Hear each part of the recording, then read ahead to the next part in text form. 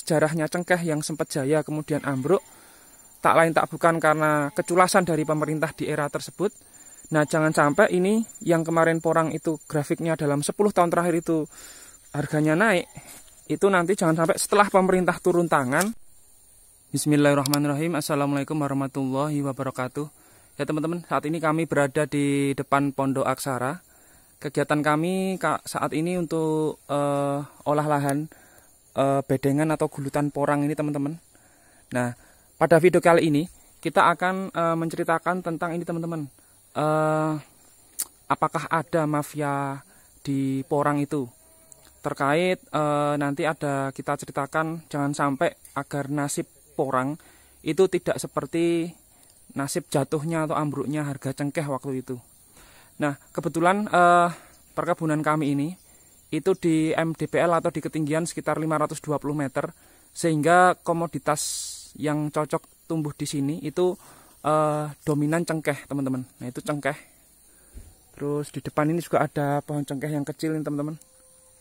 Nah, itu juga cengkeh teman-teman di atas. Nah, di belakang pondok juga ada pohon cengkeh.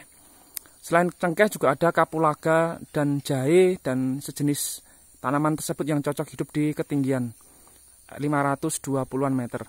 Nah, tentu petani pemula porang yang tanam porang tahun 1 atau 2 tahun terakhir ini, itu saat memulai itu pasti bibitnya sangat mahal dan pasti akan banyak keluhan teman-teman.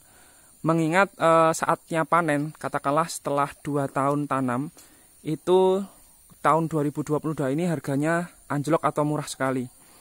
Nah, kalau tentu petani senior untuk porang tidak terlalu banyak mengeluh ya atau sambat, tetapi itu sudah wajar karena termasuk pergerakan harga porang yang ya selama 10 tahun terakhir ini relatif grafiknya itu naik teman-teman. Nah, kemudian pada video sebelumnya kita sudah ceritakan bahwa saat ini baru ada 5 pabrik yang baru dapat GACC, dan itu pun 5 pabrik itu lokasinya semuanya di Jawa Timur. Nah, kami dari Aksara Agro and Farm itu berharap agar pergerakan harga porang itu jangan sampai seperti kejadian ambruknya harga cengkeh. Nah, kita akan menceritakan penyebab harga cengkeh saat itu jatuh. Tak lain itu juga karena saat itu adanya keculasan pemerintah yang membuat harga cengkeh itu hancur. Nah, kemarin kita di belakang pondok sudah membuat sekam bakar dari sekam mentah sendiri. Kita bakar sendiri teman-teman. Nah, saat ini sekam bakarnya dan media sisa dari budidaya jahe merah kita taruh di atas bedengan seperti ini teman-teman. Ini lebar 90 cm. Nah, kembali ke topik tentang cengkeh tadi. Jadi cengkeh itu pada tahun 80-an itu harganya mencapai 15.000 per kilo. Nah, saat itu nilai tukar dolar itu masih 220 rupiah teman-teman. Jadi 1 dolarnya itu 220 rupiah. Nah, kemudian harga 1 gram emas saat itu kurang lebih hanya Rp 9.000 atau 9.000 rupiah teman-teman.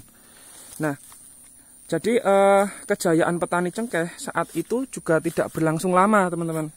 Nah, karena perlu diketahui juga yang mengimpor bibit cengkeh pembawa masuk ke Indonesia pada tahun 60-an tak lain tak bukan itu juga saudara kandung dari penguasa saat itu. Nah, terus ada peran lain, anak dari penguasa pada era itu saat dewasa itu lewat keputusan presiden pada tahun 1992 dibentuklah Badan Penyangga dan Pemasaran Cengkeh, atau mungkin petani senior sudah cukup familiar dengan istilah BPCC.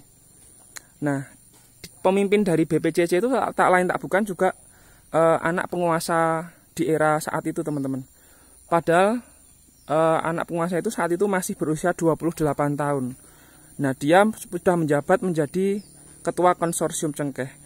Nah, saat itu BPCC itu menjadi pengontrol satu-satunya industri cengkeh. Karena pengontrol, semua hasil panen cengkeh itu oleh petani wajib dijual ke Koperasi Unit Desa atau KUD Nah, lalu oleh KUD itu harus disetor ke BPPC atau dibeli oleh BPPC. Nah, ini pohon cengkeh yang di atas ini teman-teman. Nah, ini kita manfaatkan di bawah pohon cengkeh itu untuk lahan porang kami teman-teman. Nah, terus praktek monopoli gaya baru atau VOC gaya saat itu ya monopoli teman-teman. Jadi BPCC sebagai pihak satu-satunya yang bisa membeli cengkeh, maka BPCC bebas memainkan harga cengkeh bahkan semurah-murahnya. Dia itu membeli ke petani lalu menjual ke pabrik rokok dengan harga yang semahal-mahalnya. Nah, sebelum ada BPCC, harga terendah cengkeh itu Rp20.000 per kilo teman-teman. Lalu setelah ada BPCC, harga cengkeh turun drastis hingga Rp2.000 per kilo. Jadi turun jauh sekali teman-teman. Jadi seketika saat itu cengkeh yang tadinya emas menjadi onggokan rempah yang tak berharga saat itu. Nah, efek dari situ akhirnya para petani itu marah. Bahkan banyak yang menebang pohon cengkehnya, bahkan dibakar. Karena apa teman-teman? Agar BPCC itu bingung mendapatkan suplai dari petani langsung. Nah, baru setelah penguasa saat itu tumbang, BPPC lalu dibubarkan. Nah, setelah itu harga cengkeh perlahan naik, bahkan pernah mencapai harga Rp200.000 per kilogram. Nah, walau sekarang kisaran harga cengkeh itu antara Rp80.000 sampai Rp100.000 per kilogram, teman-teman. Nah, akhirnya ya anak bungsu dari penguasa tersebut pada era itu, sebagai saat itu pucuk pimpinan BPCC, ya sempat didakwa merugikan negara kurang lebih Rp175 miliar, teman-teman. Nah, tapi ya teman-teman mungkin sudah mengetahui bahwa kasus itu akhirnya ya hanya masuk ke peti es saja seperti itu. Nah, dari cerita kejadian porang ini, dan ini juga banyak yang kemarin berkomentar di kolom video kami di Aksara Agro & Farm, beliau mungkin juga sudah mengalami era cengkeh waktu masih jaya, lalu kemudian drop terkait kebijakan dari monopoli BPCC waktu itu. Ini jangan sampai nanti kejadian di porang teman-teman. Nah, jadi peran pemerintah memang betul harus tetap netral, harusnya tetap memihak kepada kesejahteraan petani.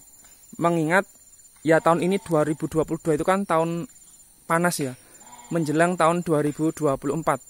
Nah, kadang petani itu kan sering dijadikan objek penderita persiapan nanti kampanye tahun 2024. Nah, jadi cerita dari kami melalui video ini, intinya kami menceritakan kejadian sejarahnya cengkeh yang sempat jaya kemudian ambruk, tak lain tak bukan karena keculasan dari pemerintah di era tersebut.